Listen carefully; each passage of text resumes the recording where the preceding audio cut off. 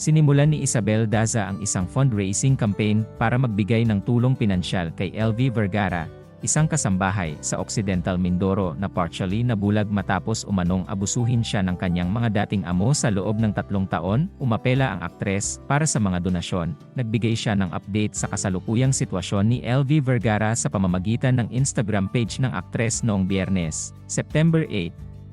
LV Vergara is a domestic helper who has been allegedly physically, mentally and verbally abused by her employers so much that she has been blinded in both eyes. She is currently going to have an operation in one of her eyes to try to recover her sight. But the outcome is unsure, sabi ni Isabel. I am raising funds for her to be able to live her life free from this abuse, without having to worry about what she will eat the next day, or if she has enough money to live with basic needs like housing, food and medical assistance. Dagdag pa niya, nagpasalamat din si Isabel sa mga nagbukas ng kanilang puso at nagpaabot ng tulong. Si Isabel Daza ay nakalikom ng mahigit 117,000 pesos sa kanyang huling update kahapon. Sa kasalukuyan, September 9 ng 6 p.m., mahigit 700,000 pesos na ang nalikom, simula nang buksan ng aktres ang isang fundraising campaign para kay LV. Pinuri ng mga tagahanga at iba pang celebrity si Isabel sa kanyang inisyatibo at sa paggamit ng kanyang platform para tulungan si LV Vergara.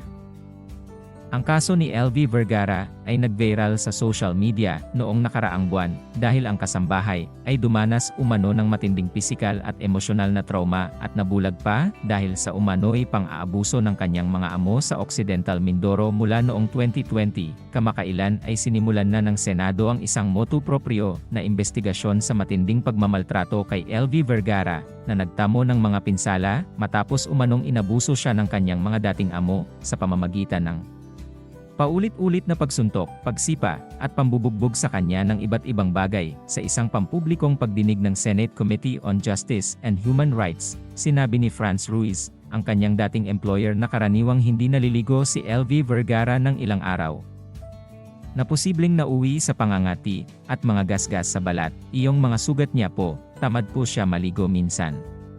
Minsan inaabot ng 4 na araw, 5 araw, bago siya maligo tapos iyong mga sugat-sugat na yan nakakamot niya po, sinabi ng France, sa mga senador sa pagdinig na pinamunuan ni Panel Chair Senator Francis Tolentino. Sinabi rin niya na nasugatan ang mata ni Vergara matapos suntukin ng isa pa nilang kasambahay na nagngangalang JM, dahil sa alitan sa mga personal na gamit.